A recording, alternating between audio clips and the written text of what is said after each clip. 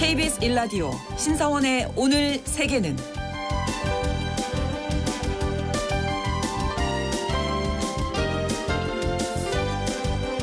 안녕하십니까. 아나운서 신상원입니다. 미국 대선에서 이민자 문제는 단골 이슈로 거론되곤 하죠. 이번에도 공화당에서는 조 바이든 대통령이 이 불법 이민에 제대로 대처하지 못해서 멕시코와의 국경 안전에 큰 혼란이 생겼다면서 민주당을 공격하고 있습니다. 요즘은 이렇게 멕시코에서 미국으로 가는 불법 이민이 문제지만 과거에는 정반대였다고 하는데요. 미국 건국 초기 멕시코로 이주하는 미국인이 늘면서 두 나라 사이에 전쟁이 벌어졌고 멕시코는 거대한 영토를 뺏기고 말았습니다. 그런데 미국은 이런 역사에 대해서 개척정신의 승리라며 오히려 자부심을 가지고 있다고 하는데요. 잠시 후 다시 만난 세계사에서 미국과 멕시코 사이의 이민과 영토 분쟁의 역사 알아보겠습니다.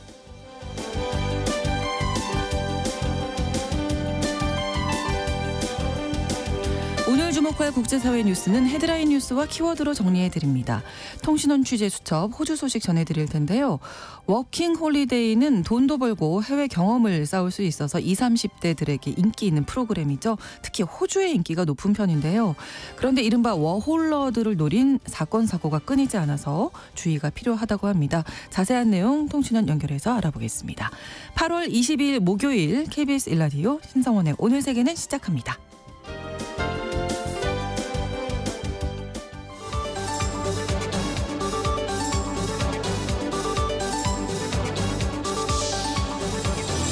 오늘 세계는 헤드라인 뉴스.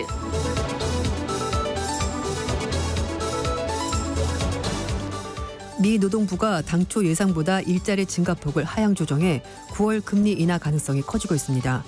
현지 시각으로 21일 미 노동부가 연간 비농업 고용 수정치를 공개했는데요.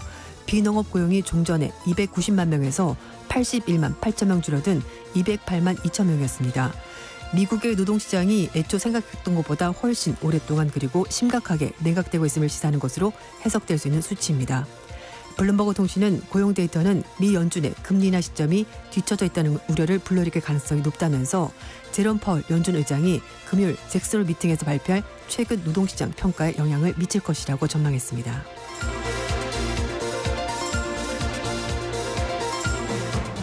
러시아 정보기관이 우크라이나의 러시아 본토 급습에 미국, 영국, 폴란드가 관여했다고 주장했습니다. 러시아 대외정보국은 우크라이나군의 러시아 쿠르스크주 작전 준비는 미국과 영국, 폴란드 정보기관의 참여 속에서 이뤄졌다고 밝혔습니다. 대외정보국은 쿠르스크 작전에 관여한 부대들이 영국과 독일에 있는 훈련소에서 전투 조종 훈련을 했다는 믿을 만한 정보가 있다고 주장했습니다만 구체적인 증거는 제시하지 않았습니다.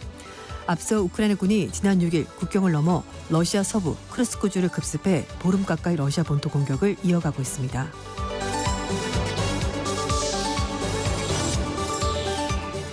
인도 제약 공장에서 화재로 인명피해가 발생했습니다. 인도 남부 안드라프라데시주 아나카팔레 제약 공장에서 화재가 발생해 현재까지 15명이 숨졌습니다. 현지 시각으로 20일 발생한 불은 공장 내 화학 반응로에서 일어난 것으로 알려졌습니다만 이후에 전기와 관련된 화재로 파악됐습니다. 현지 경찰 당국은 지금까지 15명이 사망했고 40명이 다쳤으며 인명피해가 더 늘어날 가능성이 크다고 밝혔습니다. 불이 난 공장은 직원 380여 명이 2교대를 근무하는 곳으로 화재 발생 당시 점심시간이라 직원들이 많이 없었다고 경찰은 설명했습니다. 아나카팔레에서는요, 지난달에도 한 화학 공장 내에서 화재가 발생해서 직원 1명이 숨지고 2명이 부상을 입었습니다.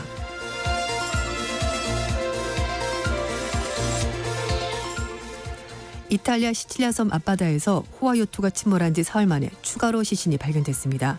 시칠리아 섬 앞바다에서 호화요트인 바이에시안호가 침몰한 이후 지금까지 5구의 시신이 확인됨에 따라서 이번 침몰 사고로 인한 사망자는 6명으로 늘었습니다. 앞서 시신 한 구는 침몰 당일날인 19일 날 수습됐습니다. 발견된 시신 가운데 영국 금융인인 조너슨 블러머 모건 스탠리 인터내셔널 회장과 국제 로펌인 클리퍼드 찬스의 크리스 모르빌로 변호사가 있는 것으로 확인됐습니다. 앞서 바이엔시아노는 56m 길의 호화요트로 지난 19일 새벽 시칠리아 섬 앞바다에서 격렬한 폭풍으로 만나 침몰했는데요. 탑승객 22명 중에서 15명만 구조됐습니다.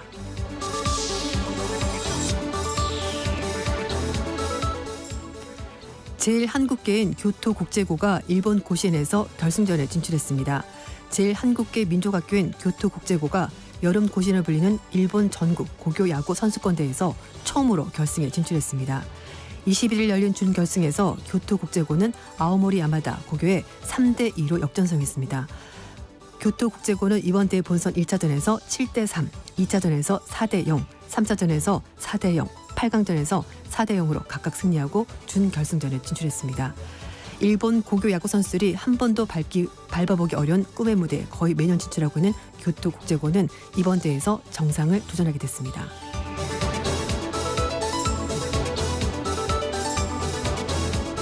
오늘의 헤드라인 뉴스 외신캐스터 조윤주 씨가 전해주셨습니다. 이번에는 키워드로 정리한 국제사회 뉴스를 함께 살펴보겠습니다. 첫 번째 키워드, 혼돈의 4년을 또 겪을 수는 없다. 예. 네. 어제도 말씀드린 것처럼 이번 주 내내 민주당 전당대회 얘기를 할 것 같은데요. 전당대회 이튿날 20일인데요. 오바마 전 대통령 출격했습니다. 네. 미셸 오바마 여사 소개로 연단에 등장했는데 부인과 포옹을 나누면서 연설을 시작했습니다. 오랜만에 두 사람이 동시에 등장하니까 좀 예전 대통령 부부 생각이 나기도 했었는데요. 오바마 전 대통령 이렇게 말했습니다. 우리는 허세와 갈팡질팡, 혼돈의 4년을 더 경험할 필요가 없다. 이미 그런 영화를 봤었고 속편이 더 나쁘다는 건 잘 알고 있지 않냐라고 지적했습니다. 그러니까 트럼프 후보가 재집권하는 거 겪어보지 않아도 이미 알 수가 있고 혹시라도 재집권한다면 더 나빠질 일밖에 없다라고 이렇게 표현한 겁니다. 그리고 오바마 전 대통령은 세계가 우리를 지켜보고 있다는 점도 기억을 해야 된다면서 민주주의를 지켜내지 못하면 독재자들이 다시 활개를 치게 될 것이고 미국이 굳이 세계 경제가 될 필요는 없지만 미국은 선한 영향력을 펼칠 의무가 있다 이렇게 강조했습니다. 네. 그리고 미셸 오바마 여사도 연설을 먼저 했었는데요. 네. 여러 해 동안 트럼프 전 대통령이 우리를 두려워하도록 하기 위해서 권력 안에서 할 수 있는 모든 것을 했다라면서 트럼프 전 대통령은 좁은 세계관을 가진 사람이다라고 비판했습니다. 그러니까 시야가 좁다는 얘기가 되는 거죠. 그러면서 지금 원하는 일자리가 그 흑인 일자리 중에 하나일지도 모른다라고 말해줄 것이냐라면서 이렇게 좀 비꼬듯이 말을 한 건데요. 네. 트럼프 전 대통령이 이민자들이 흑인 일자리와 히스패닉 일자리를 빼앗아간다고 비판한 것을 되받아서 이렇게 말을 한 겁니다. 네. 그리고 오바마 여사는 이번 대선이 박빙의 승부가 될 거라면서 앞으로 미국이 계속 더 나아가고 더 높이 나아가자면서 우리가 과거에 간 것보다 훨씬 더 높이 올라가자라면서 분위기를 띄웠습니다. 아주 박수 많이 받더라고요. 네. 그래서 제가 이 연설을 보면서 든 생각이 역시 연설의 달인이 맞다. 네, 왜냐하면은 예. 사실 지금 바이든 대통령은 고령에다가 약간 좀 기운이 없어 보이다 이런 여러 가지 얘기 때문에 그 첫째 날 그 연설했을 때 굉장히 힘줘서 여러 가지 얘기를 다 했었거든요. 근데 오바마 대통령은 네. 강약을 조절하면서 청중을 바라보면서 네. 굉장히 연설 잘하더라고요. 역시 네. 전설은 죽지 않았구나 그런 생각을 한번 했었고요. 네. 일단 뉴욕타임즈 보도에 따르면 해리스 부통령이 2008년에 민주당 대선 후보 경선에서 당시는 대세였습니다. 힐러리 클린턴 전 국무장관과 오바마 전 대통령 붙었는데 오바마 전 대통령 그때 사실 그렇게 인기가 없었거든요. 네. 근데 그 당시 오바마 전 대통령을 해리스 부통령이 밀었습니다. 지지했거든요. 그래서 미국 언론들은 이번에 지원 여사를 해준 것이 오바마 전 대통령이 16년 만에 그 우정을 갚은 거다 이렇게 전했습니다. 그렇군요. 해리스 부통령의 남편도 연단에 올랐다고요? 그렇습니다. 해리스 부통령 남편인 더그 에모프 변호사가 무대에 올라서 자신의 부인을 즐거운 전사 이렇게 표현했습니다. 전사라고 하면은 뭔가 좀 무섭고 비장하고 네. 이럴 텐데 그렇지 않다는 건데 사실 굉장히 좀 쾌활한 모습을 많이 보여줬거든요. 네, 공식상에서. 그런데 트럼프 캠프 측에서는 해리스 부통령의 그런 쾌활한 모습, 웃음소리 경박하다 공격했는데 오히려 남편은 자기 부인은 즐거운 전사다 이렇게 표현했습니다. 예. 그러면서 그녀가 사랑하는 사람들 위해서 항상 해왔던 일 그게 바로 나라 위해서 일하는 건데 그걸 할 수 있도록 도와달라 이렇게 지지를 호소했습니다. 네. 그리고 진보 정치인의 상징이죠. 버니 샌더스 연방 상원의원도 진보 진영의 결집을 촉구했는데 지금은 민주당 의원 아닙니다. 이제 무소속으로 활동을 하고 있는데요. 너무나 많은 미국인들이 매일 삶에서 고통을 받고 있다면서 60% 미국인이 일당의 목을 베고 살고 있는데 상위 1%는 그러나 전에 없었던 부를 누리고 있다면서 절대 부자를 생각하는 그런 정책 있어서는 안 되고 노령자를 위한 여러 가지 사회보장 확대 이런 것도 이제 꼭 필요하다면서 트럼프 전 대통령 절대 안 된다 이렇게 얘기를 하고 있습니다. 이외에도 존 F 케네디 전 대통령의 유일한 손자인 잭 슐러스버그가 이제 무대에 나왔고요. 다시 한 번 더 우리가 다음 세대에 횃불을 넘겼다라고 말하면서 해리스 부통령에 대한 지지 입장을 밝혔습니다. 네, 이제 민주당 전당대회 마지막 날 해리스 부통령이 이제 후보 수락 연설을 하는 걸로 이제 피날레를 장식하게 될 맞습니다. 텐데 내일 또 전해드릴 수 네, 있겠습니다. 다음 키워드 게임 체인저로 견제. 네. 일본 정부가 내년 방위 예산을 역대 최대인 8조 엔 이상으로 편성하는 방안을 검토하고 있다고 합니다. 일본 방위성이 2025년도 회계연도 방위 예산을 8조 엔대 초반으로 편성하는 방안을 최종적으로 조율하고 있다고 하는데요. 네. 작년에도 6조 8천억 엔대였는데 이걸 올해 7조 9천억 엔대까지 늘렸고 다시 한 번 더 금액을 늘린다고 합니다. 니혼게제신문은 중국을 염두에 두고서 그러니까 도서 방위를 강화한다는 목적으로 공격용 무기, 그러니까 무인 드론을 구입하는데 비용이 들어갈 거다 밝혔습니다. 이 드론은 사실 러시아와 우크라이나 전쟁 과정에서 굉장히 주목받게 된 무기인데요. 크게 뭐 이렇다 할 만한 첨단 무기도 아니지만 어쨌든 게임 체인저, 상황을 바꾸는 무기로 부상하면서 일본도 고려를 하는 것 같습니다. 네. 특징은 인명피해를 줄이면서도 장기간 운용할 수 있다는 장점을 가지고 있고 그래서 일본도 드론을 방위력 강화하는 데 활용할 것으로 보입니다. 네. 이 방위성은 미국 정부와 공동 연구하는 드론에 장착할 인공지능 관련 예산도 편성할 것으로 보이는데요. 내년부터 AI 안전성에 관한 연구를 시작한다고 합니다. 미사일 공격 정보 조기 공유 그리고 전자파를 이용한 작전에도 필요한 비용으로 이제 예산안이 포함이 된다고 하네요. 네. 이 아사히 신문에 따르면 방위성은 우주 공간 감시 그리고 대응 임무를 맡고 있는 우주 작전단도 내년에 신설한다고 하는데 여러 소형 위성들을 연결하는 사업에 예산을 편성한다고 하고요. 2030년 운용이 끝나는 군사통신전 후속의 설계 제작에도 예산이 투입된다고 합니다. 네, 아무튼 중국의 군사력 확산을 견제하기 위해서 역대 최대의 네. 방위비를 편성했다. 예. 네. 그리고 전쟁을 통해서 그 위력이 확인된 드론도 투입이 된다. 뭐 이렇게 될 것 같습니다. 네. 다음 키워드입니다. 야, 너도? 나도. 네, 이거 무슨 얘기인가요? 네, 이 텔레그램의 창업자가 자신의 정자를 팔았습니다. 뭐 기증에 또 팔아서 결국은 이 정자를 가지고 세계 곳곳에 있는 수십 쌍의 부부가 임신해서 출산했고요. 그래서 사실상 텔레그램의 창업자의 정자를 받은 100여 명의 자녀가 세계 곳곳에 있다라는 겁니다. 그래서 혹시 지나가다가 나랑 너무 닮았는데 확인해봤더니 너도? 그런 의미인 거죠. 아빠가 같은 겁니다. 생물학적 아버지가 같은 거죠. 그래서 이름은 텔레그램의 창업자인데요. 파벨 루로프 나이가 39살이고 왜 정자를 기증하게 됐냐면 친구 부부가 부탁을 한 것이 이제 아이디어가 돼서 결국은 기증을 하게 됐다고 하는데 친구 부부가 난임으로 아이를 가질 수가 없어서 나한테 정자 좀 줘봐봐 이런 얘기를 했는데 이걸 실제로 옮기게 된 거죠. 루루프는 이 일을 계기로 해서 정자 기증이 자신의 시민적 의무다라고 깨달았다고 하는데요. 자신의 생물학적 자녀들이 서로를 더 잘 알아볼 수 있도록 DNA를 오픈소스에 공개하고 싶다는 입장까지 밝혔다고 합니다. 물론 위험은 하겠지만 그래도 정자 기증한 거 절대 후회하지 않는다. 뭐 이렇게 말했다고 하는데요. 뭐 루루프 얘기는 전 세계적으로 건강한 정자가 부족해서 출산 문제가 심각한데 자신이 정자를 기부해서 도움이 된다는 거 굉장히 자랑스럽다 이렇게 말했다고 합니다. 그러면서 정자 기증에 대한 좀 잘못된 인식을 없애고 더 건강한 남성들이 정자 기증을 하도록 장려하는 데 도움을 주고 싶다 이렇게 말했다고 합니다. 그래서 뭐 이렇게 뭐 사진 봤더니 굉장히 운동을 열심히 하셨는지 뭐 신체도 굉장히 좋고 그리고 이제 자기 소개를 한데 자신은 채식주의자고 일찍 일어나는 거 좋아한다. 규칙적으로 생활한다는 거죠. 그리고 영어, 페르시아어, 라틴어 등 9개 외국어를 구사할 수 있다. 이렇게 소개를 하고 있다고 합니다. 루로프의 정자를 구매할 수 있습니다.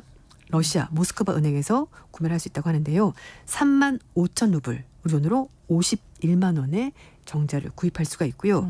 그리고 이 정자 이용해서 체외 수정 치료를 받으려면 30만 루블, 우리 돈으로 440만 원 정도 비용을 지불해야 되고요. 인공 수정도 우리 돈으로 121만 원 정도 비용을 지불해야 된다고 합니다. 러시아 출신이고 현재는 아랍에미리트 두바이에 살고 있는데요. 결혼 안 했고 140억 파운드, 우리 돈으로 23조 원의 자산을 가지고 있는 억만장자입니다. 글쎄요. 뭐라고 얘기해야 될지 모르겠어요 지금.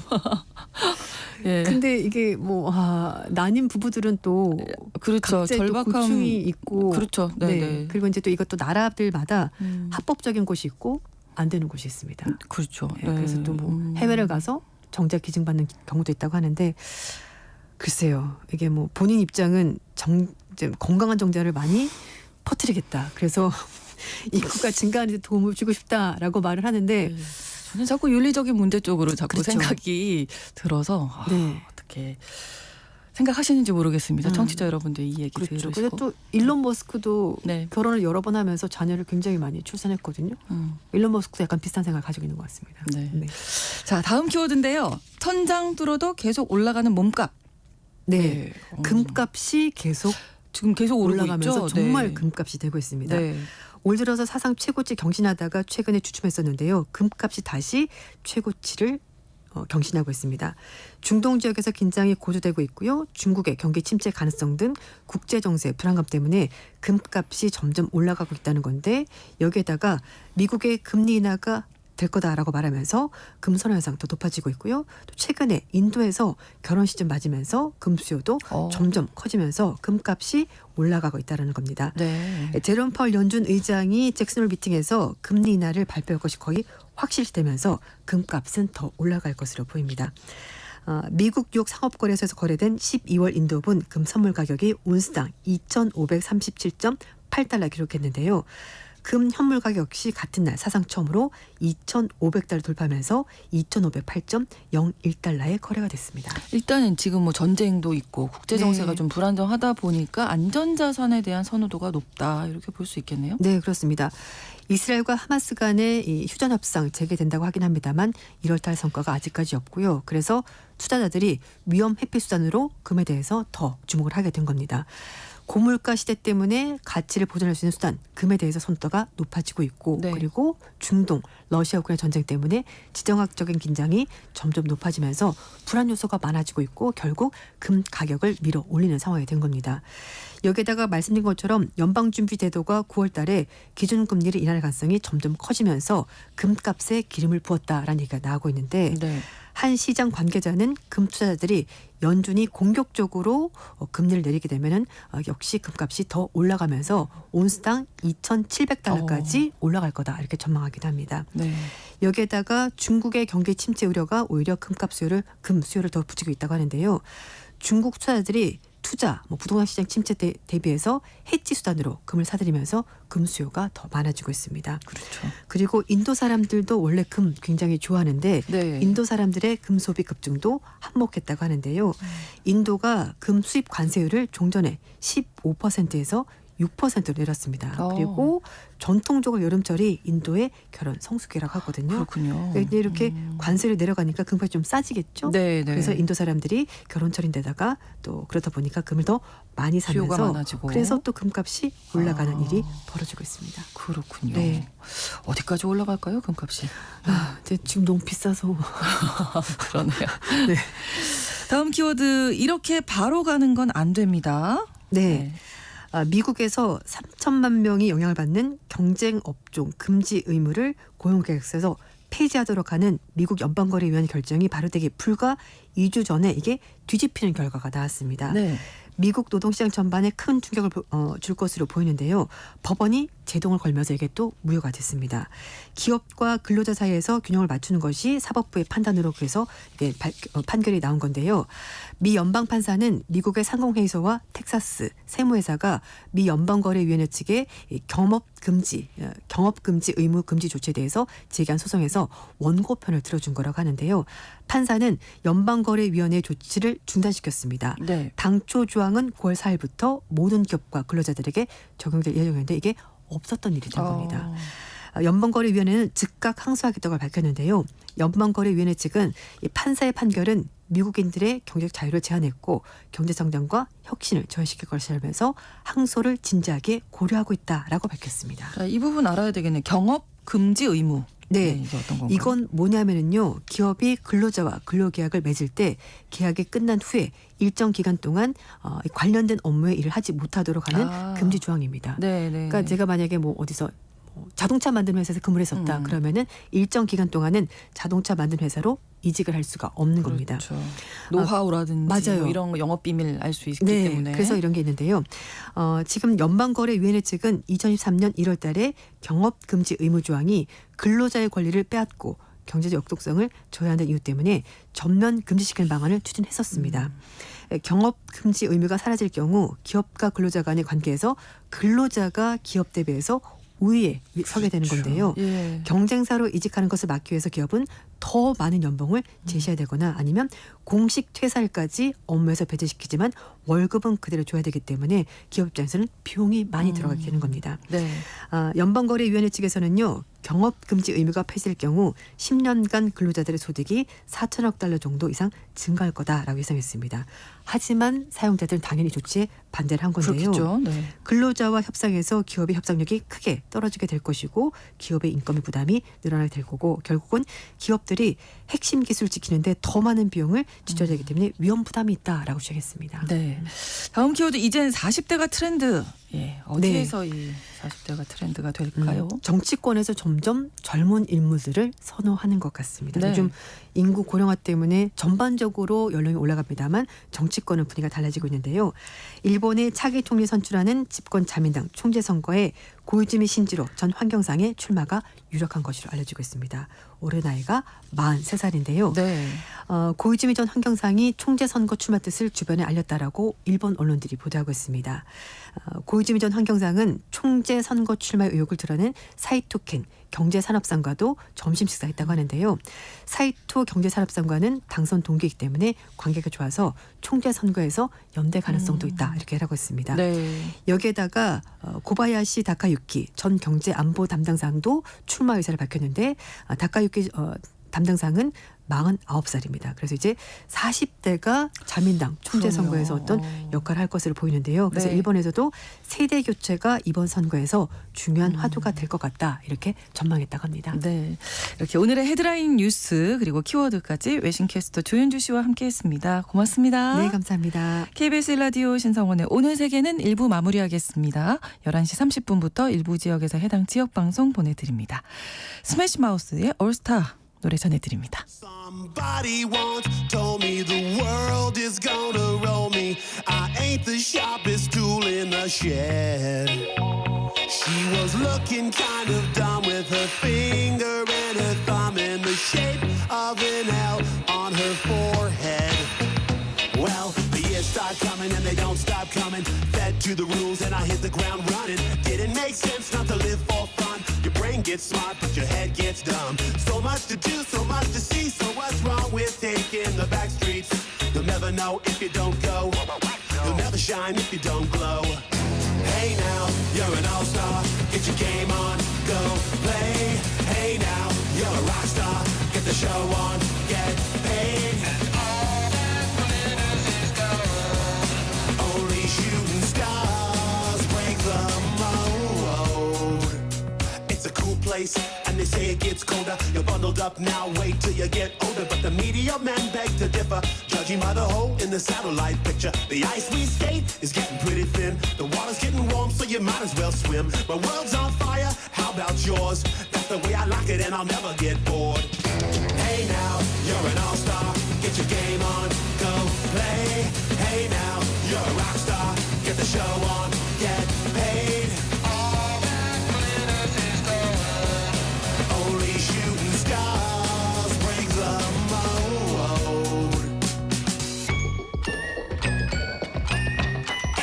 Go for the moon. Go for the moon. Go for the moon.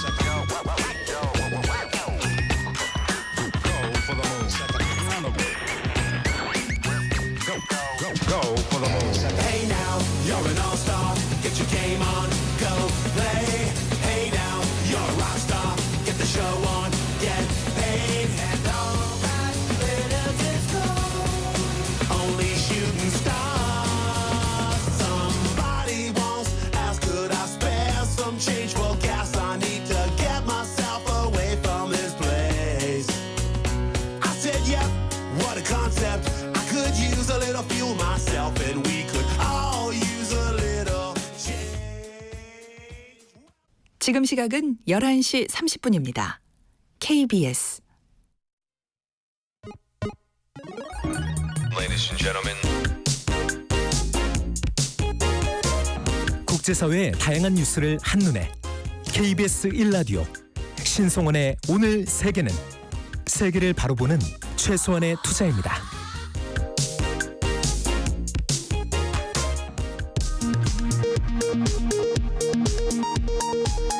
이 시각 라디오 정보센터 뉴스입니다.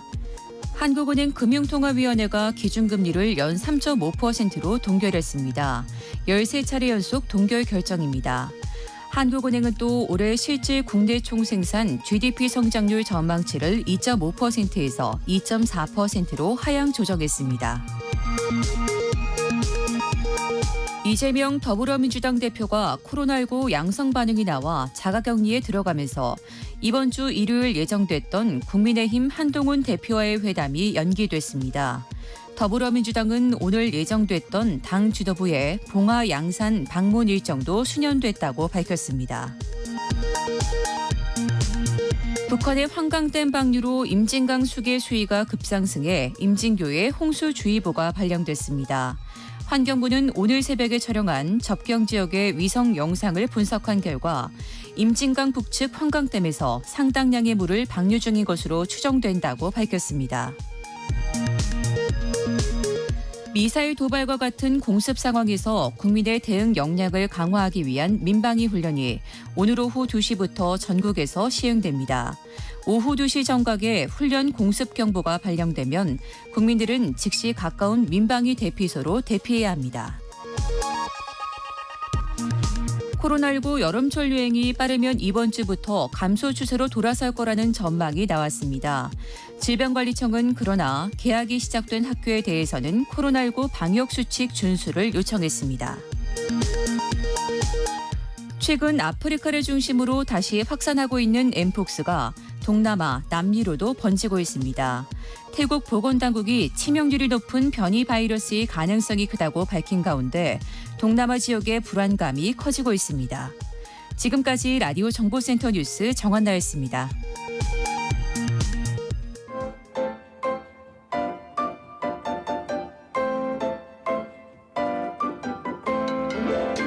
통신원 취재 수첩.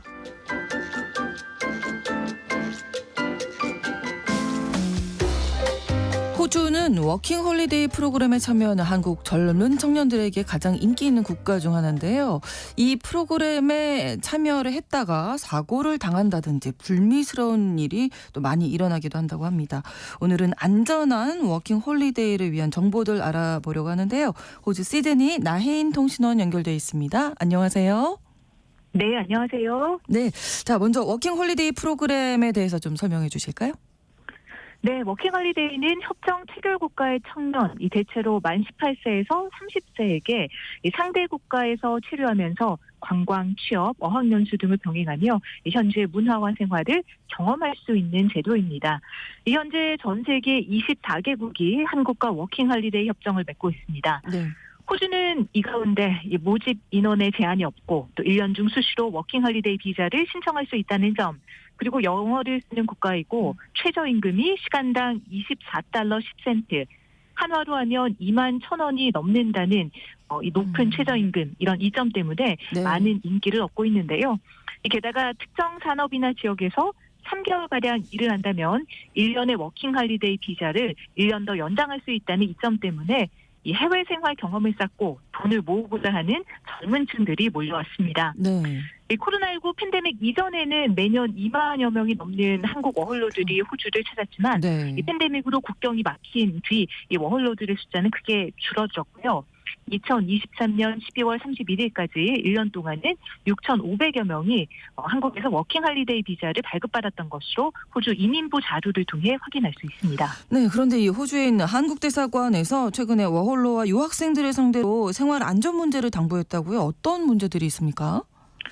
네, 주 호주 한국 대사관은 먼저 온라인 범죄에 연루될 수 있는 가능성에 대해서 당부했습니다. 네. 이 숙소, 즉 쉐어하우스나 일자리를 구할 때 이 돈을 먼저 계좌에 송금하라라고 하면 특히 주의해야 한다고 했고요. 네. 이 당사자와 직접 만나서 계약을 진행하는 것이 안전하다고 강조했습니다. 이 호주 국내법상 소액의 사기 사건은 경찰이 개입하지 않고 이 민사 소송을 통해 해결해야 되기 때문에 네. 이 상당한 비용과 시간이 소요되고요. 그렇군요. 또 워킹 할리데이 기간 중 해결이 불가능한 경우가 대부분인데요. 네. 이 밖에도 최근 채팅 어플을 통한 몸캠 유출, 또 이를 바탕으로 한 금품 갈취 및 협박이 발생하고 있다고도 당부했습니다. 그렇군요. 연락이 두절되는 상황에 대해서도 얘기를 했다고요?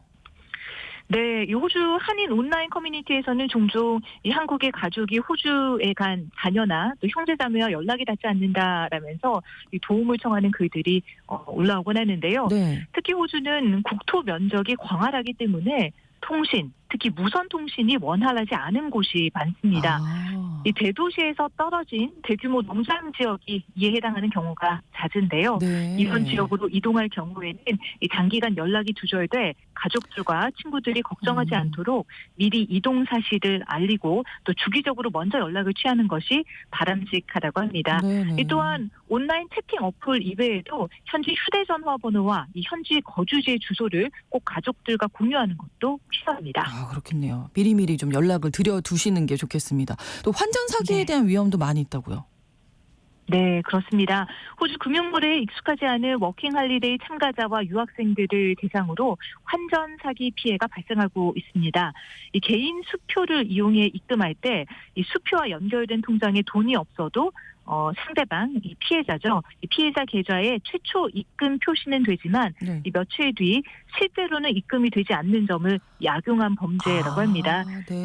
그러니 송금, 환전 등은 가급적 은행을 통해서 직접 진행하고 네. 이 개인 수표를 이용하는 거래는 지양하는 것이 바람직하다고 주 호주 대한민국 대사관은 권고하고 있습니다. 이 부득이하게 수표를 이용할 시에는 실제 은행 계좌에 입금이 완료되는 시점이 계좌 표시 후 2, 3일 이상 소요됨을 감안해야 한다고 합니다. 네. 또 해안가 안전사고에 대한 우려도 크다고요? 네, 이 호주는 알고 계시다시피 섬으로 이뤄진 국가이기 때문에 해변이 정말 많은데요. 그렇죠. 그렇기에 물놀이 안전사고 위험이 커서 각별한 주의가 필요합니다. 네. 해변에서 수영을 할 경우에는 이 빨간색과 노란색으로 된 깃발로 표시된 수영 안전지역 안에서만 이 수영을 해야 하고요. 네. 또 한국에 비해서 바닷물의 수온이 낮고 파도가 심하기 때문에 특히 안전에 조심하셔야 합니다. 네네. 이 자기 체력이 감당할 수 없는 무리한 수영이나 모험 그리고 또 술을 드시고 물속에 들어가는 것 절대 안 등은 되죠. 금물입니다. 네. 네, 스노클링 및 또 해양 레저 스포츠를 즐기실 때에는 꼭 구명조끼를 입는 등 이 필수 장비를 확인하시고요. 전문가의 지도 아래 안전하게 진행하는 것이 중요합니다. 네. 그 밖에도 또 수온이 따뜻한 기간에는 또 다른 위험이 있는데요. 예. 상어나 해파리가 해수욕장 인근까지 출몰하는 경우가 빈번하니 유의를 하셔야겠습니다. 네. 그리고 이민자 사회에서 자주 일어나는 갯바위 낚시 사고가 있습니다. 또 이를 막기 위해서 장화 등 안전 장구를 착용하시고 네. 미끄러지거나 파도에 휩쓸리지 않도록 낚시를 하실 때는 꼭 유의하시는 것이 필요합니다. 그렇죠. 또 조심해야 하는 부분, 운전을 좀 조심해서 하셔야죠. 네, 그렇습니다. 이 부분은 사실 이 주호주 한국대사관의 자료에는 언급되지 않았는데요. 네. 이 호주는 한국 운전면허증을 호주 면허증으로 쉽게 변경할 수 있는 제도가 마련돼 있습니다. 네. 하지만 운전석이 한국과 반대편에 좀 있기 위치가 때문에 다르죠. 네. 그렇죠. 운전 중에 혼란을 겪을 가능성이 굉장히 큰데요. 네. 저희 운전을 하실 때는 조심하셔야 합니다. 불과 2년 전 이 호주에 온 지 몇 주가 채 되지 않은 한국의 20대 여성 워홀로 4명이 이 퀸즐랜드 고속도로에서 세미 트레일러와 충돌해 아이고. 사망하는 안타까운 사건이 있었습니다. 네. 그러니 쉽게 운전 면허증을 교환 가능하다고 해서 안심하시고 바로 핸들을 잡지 마시고요. 천천히 이 호주식 운전 방식에 적응하는 것이 필요합니다. 그렇습니다. 워킹 홀리데이뿐만 아니라 여행 가실 때도 좀 참고하실 부분이 많은 것 같습니다. 오늘 고맙습니다. 네, 감사합니다. 네, 호주 시드니 나혜인 통신원이었습니다.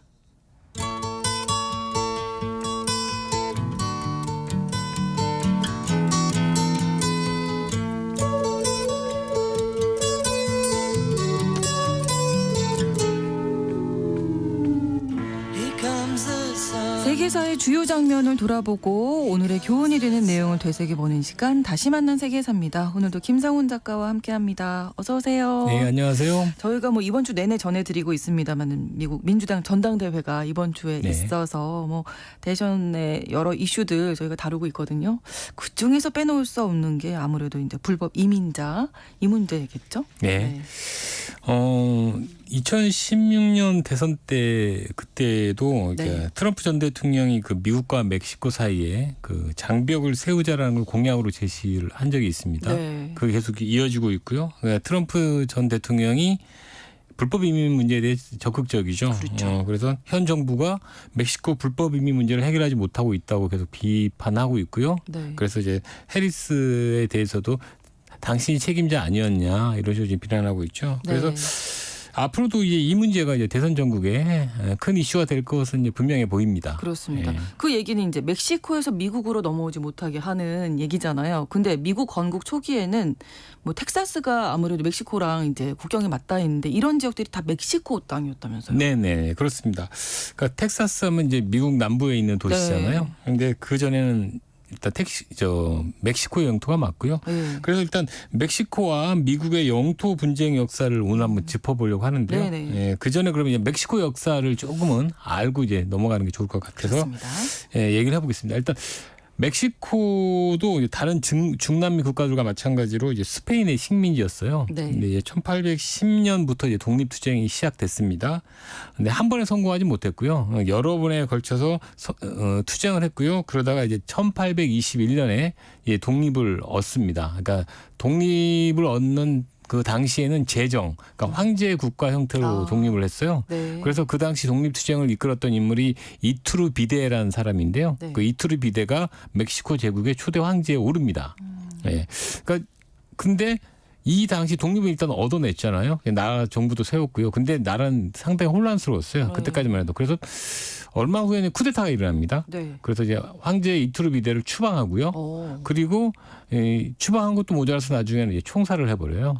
예, 황제가 이제 없어집니다. 그렇게까지 할 필요가 있었을까요? 그만큼 혼란스러웠다는 거죠. 예. 근데 이제 쿠데타 세력이 황제를 몰아낸 다음에는 이제 공화국을 세웁니다. 이제 공화국으로 바뀌는 거죠. 이때부터는 멕시코 공화국이 되는 겁니다. 네. 그러니까 그 당시 보면 멕시코 영토가 상당히 넓었어요. 지금 우리가 알고 있는 멕시코 영토와 다르고요. 네. 그러니까 오늘날의 미국 영토인 그 상당 부분이 그 당시에는 멕시코 영토였어요. 그런데 이 중에서 가장 먼저 텍사스가 멕시코에서 미국 영토로 바뀌죠. 아, 그렇군요. 이게 뭐 전쟁 같은 게 있었을까요? 군대를 파견한다든지 뭐 어떻게 해서 그렇게 된 걸까요? 처음에는 미국 정부가 이제 군대를 보내거나 뭐 이런 식으로 한 건 아니었고요. 네. 텍사스로 미국인들이 이주했는데 네. 그 이주한 미국인들이 스스로 결정해서 미국의 일원이 된 겁니다. 예. 그 과정을 좀 말씀드릴게요. 네. 1823년이었어요. 그러니까 멕시코가 독립한 얼마 후죠. 그렇죠. 그때 이제 스티븐 오스틴이란 미국인이 멕시코 영토인 테아스라는 곳으로 이제 300명 이주민 함께 이주를 합니다. 네. 이 테아스가 짐작하셨겠지만 나중에 텍사스. 텍사스가 네. 되는 테하스에서 것입니다. 텍사스가 텍사스가 됐군요. 되는 거예요. 여기서 좀 미리 말씀드리자면 오늘날 텍사스의 주도가 네. 오스틴입니다. 오스틴. 예. 네. 이 사람의 이름을 기리기 위한 거죠. 실제로 가보면은 오스틴이라는 이름이 이 주도뿐만 아니라 여러 곳에 다 붙어 있습니다. 그리고 실제로 오늘날까지도 오스틴을 텍사스의 개척자라고 이제 추앙을 하고 있죠. 그렇군요. 네. 예, 다시 이제 오스틴 이야기로 돌아가면은 네. 이주하고 정착하는 과정이 쉽지는 일단 않았다고 해요. 그렇겠죠. 예. 네. 근데 오스틴이 이 땅을 산 게 아니고요. 오스틴은 원래 이 땅을 아버지한테 상속받았어요. 근데 그 아버지는 언제 이 땅을 샀냐면 네. 스페인이 그러니까 멕시코가 독립하기 전, 네, 그러니까 네. 스페인 총독한테 이 땅을 샀어요. 그러니까 스페인 총독한테 땅을 샀는데 네. 이주할 때는 멕시코 황제한테 이제 허락을 받아야 되는 상황이 된 거죠. 좀 복잡해지네요. 네, 좀 복잡해지죠. 네. 근데 이제 오스틴이 잘 이렇게 대처를 잘 했나 봐요. 그래서 이주 승인이 떨어졌습니다. 오. 예, 거기까지 좋아요. 근데 네. 다음에 또 바뀌었죠. 통치자가 또 한번 멕시코 공화국으로 바뀌었잖아요. 예. 그러면 다시 이제 대통령으로부터 이제 이주 허가를 그렇죠. 받아야 되죠. 근데 예. 여기서도 잘 했나 봐요. 그래서 오스틴은 수완이 좋은가 수완이 보죠. 좋은 것 같습니다. 이 오스틴 씨가. 예, 무난하게 잘 처리를 네, 했습니다. 네, 네. 예. 자, 텍사스와 멕시코 정부가 뭐 지금까지 말씀해 주신 대로 듣자면 이제 큰 충돌은 별로 없어 보이는데요. 잘 지냈을 것 같은데. 그랬을 것 같죠. 예. 아니었겠죠. 근데 네. 실제로 이게 처음에는 멕시코 정부도 이민을 막지는 않았습니다. 네, 미국 사람들이 예. 많이 건너갔어요. 예. 네. 근데 상황이 변해요. 여러 가지 이유가 있는데 1827년이었죠. 그러니까 미국 정부가 텍사스를 팔라고 이제 제시를 합니다. 네. 예, 100만 달러를 제시해요. 100만 달러를 줄 테니 팔아라. 근데 멕시코 정부가 거절을 했습니다. 그렇겠죠. 그러면 이제 그냥 좀 물러서면 될 텐데 네. 예, 집요합니다. 미국 정부가 2년 후에 다시 네. 또 팔라고 그러는데 이번에 500만 달러로 X를 높입니다. 네. 그런데 이번에도 이 멕시코 정부는 이제 거절합니다. 아무래도 독립한 지 얼마 안 된 나라기 때문에 영토에 대한 그 뭐라고 그래야 할까요? 아무래도 이 영토는 내가 우리 땅이다. 예, 뭐 그런 이런 부분 생각 때문에 있었겠죠. 팔고 싶지는 않았을 네, 거예요. 네, 네. 그래서 오히려 이때 미국인들이 텍사스를 노린다는 인식만 더 이제 강해지겠죠. 그렇죠. 두 번, 세 번 이렇게 안 된다고 분명히 그렇죠. 거절을 했는데 예. 몸값을 높여서 또 예.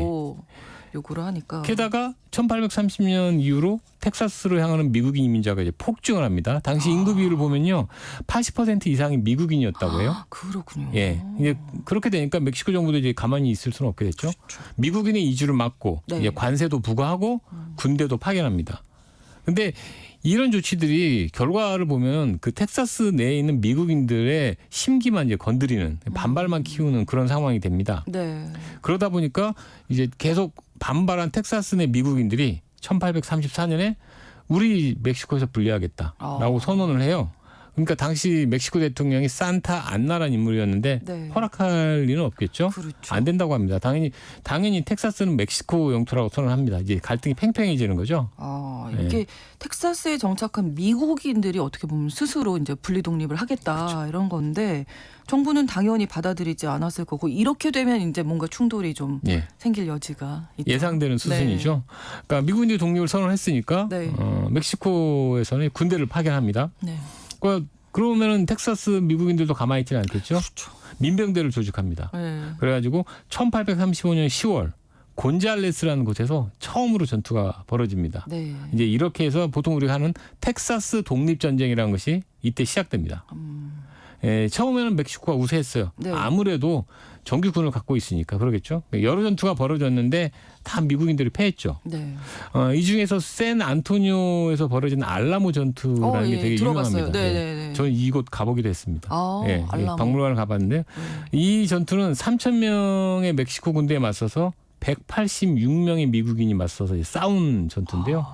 13일 동안 항전했다 그래요. 네. 근데 결국은 이제 전멸합니다. 그렇죠. 그래서 지금도 이제 수적으로 너무 상대가 안 상대가 안 되는데요. 되죠. 네. 그러니까 최후의 항전을 한 건데 지금도 이 텍사스에서는 이 박물관을 만들고 이 알라모 전투를 상당히 기르고 있어요. 그래서 의미를 많이 부여하고 있죠. 네, 네. 이 텍사스 독립전쟁은 이제 1836년 4월 되면 이제 절정에 이릅니다. 네. 산 히신토라는 곳에서 전투가 벌어지는데요. 이때 이제 텍사스 미국인들이 결정적으로 승리를 해요. 네. 멕시코 대통령 산타 안나도 이때 붙잡습니다. 그러니까 대통령이 붙잡혀요. 네. 그리고 이때 이 군대를 이끈 텍사스 군대를 이끈 인물이 샘 휴스턴이라는 사람이에요. 휴스턴. 휴스턴. 네. 휴스턴 많이 들어보셨죠? 네, 네. 이것도 지금 텍사스. 텍사스의 제2의 도시입니다. 지명이잖아요. 근데 인구는 사실 가장 많고요. 네. 최고의 도시인데 주도는 오스틴이고요. 그렇죠. 샘 휴스턴이란 사람에서 나온 겁니다. 네. 그렇군요. 일단 그 휴스턴 이야기 조금 이따 다시 한번 말씀드리겠고요. 그러니까 휴스턴이 이제 안나 대통령을 붙잡았잖아요. 멕시코 네, 대통령을 네. 붙잡고 요구합니다. 독립을 인정하라. 네. 그럼 풀어줄게. 이게 어쩔 수 없지 않습니까? 그럼 인정해야죠. 예. 안나 이렇게까지 대통령은 들어줄 되면. 수밖에 없었어요. 네, 네. 그래서 이 결과 1836년 5월에 텍사스가 멕시코로부터 독립할 수 있었습니다. 네. 그래서 텍사스 공화국이 이때 출범하는 겁니다. 초대 대통령이 아까 얘기했던 샘 휴스턴이 됐고요. 휴스턴이. 국무장관에는 개척자 오스틴이 국무장관에 됐습니다. 그러니까 처음에는 텍사스의 주도를 휴스턴에 뒀어요. 네. 휴스턴에 뒀는데 나중에 이제 오스틴으로 옮겼고 이제 이 지금까지도 텍사스는 그래도 그 휴스턴을 가장 그 최대 도시로 지금 여기고 있거든요. 아무래도 그렇죠. 대통령인 사람이다 보니까 그렇겠네요. 그랬던 것 같습니다. 네. 휴스턴, 오스틴 둘 다 사람 이름에서 사람 이름에서 따왔다. 비롯된 겁니다. 예. 치열한 전투 끝에 이제 독립을 할 수 있게 됐는데 그럼 이렇게 독립한 이후에는 미국의 일부가 바로 되는 건가요? 일단 독립공화국이 된 거지 않습니까? 네. 그렇죠. 그러니까 근데 내부에서 이제 많이 논란이 있었어요. 그러니까 뿌리만 생각하자면 미국에서 왔기 때문에 미국과 합치는 게 옳겠죠. 그렇죠. 근데 이제 스스로 이제 만들어낸 공화국이란 자부심도 있지 않습니까? 아. 네. 그래서 이제 갑론을박을 하게 되고 선뜻 결과가 안 나옵니다. 그냥 우리 자치공화국으로 하고 싶다. 예, 그런 이런 사람들도 생각도- 있었고 아, 예. 미국의 일원이 돼야 된다고 하는 사람도 있었고요. 네. 그러니까 이렇게 논란이 약 10년 동안 이제 이어집니다. 네. 근데 이제 결국에는 미국 연방에 가입하자라는 쪽으로 이제 결론을 내죠. 네. 그럼 미국에서 받아줘야 되잖아요. 그렇죠. 근데 사실 미국 의회에서도 이걸 받아들일 거냐 말 거냐라는 논쟁이 치열했다고 합니다. 산 넘어 산이네요. 예, 그러니까 네. 그쪽에서도 받아들여야 한다.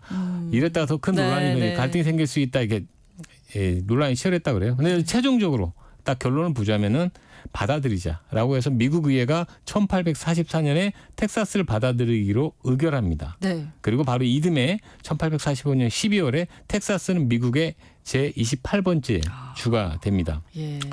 근데 이는 참 미국으로서는 상당히 의미가 있는 일이었어요. 왜냐하면 당시에 미국이 영토를 계속 확장하고 있었거든요. 특히 남서부를 많이 확장하고 있었는데 그러니까 아까 멕시코에도 그렇죠. 예, 돈을 줄 테니 100만 달러, 그렇죠. 500만 달러 계속 네. 제시했던 거죠. 그러니까 원했던 걸 이룬 겁니다. 네. 실제 미국 영토 상당히 커졌고요. 그래서 그렇죠. 이제 미국으로서는 의미를 많이 부여하고 있는 거죠.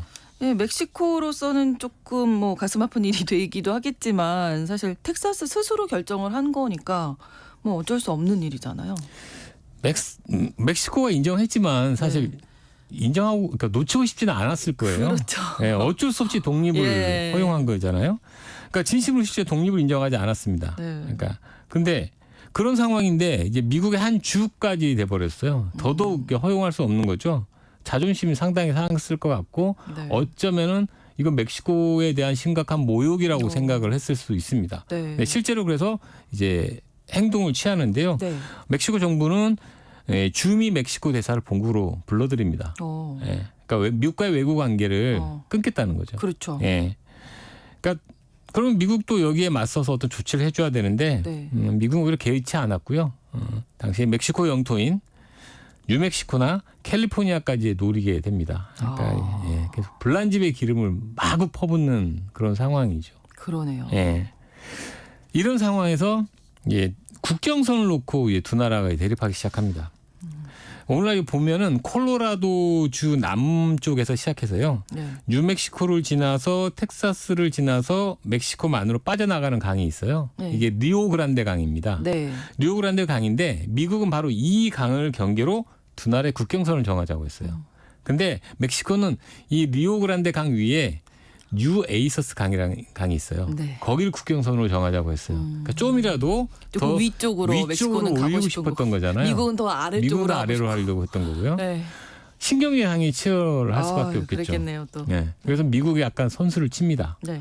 미국 군대가 아까 말씀드린 뉴에이서스 강을 넘어서 남쪽으로 내려가요. 그래서 오. 거기다가 요새를 만들어요. 네.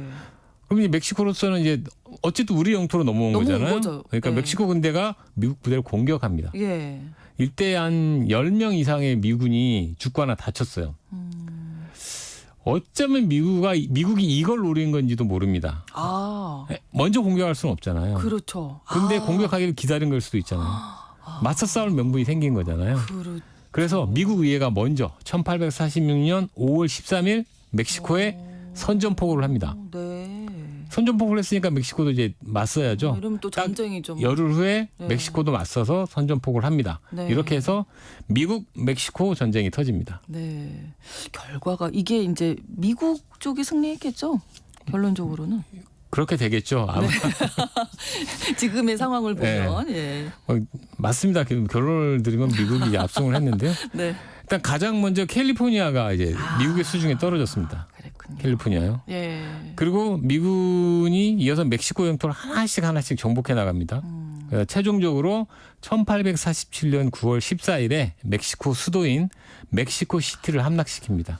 이제 수도가 함락됐으니까 뭐 끝난 거죠, 전쟁이. 그러니까 멕시코가 이제 백기투항할 수밖에 없었고요. 예, 1848년 2월에 과다루페 이달고 조약이라는 걸 체결을 합니다. 네.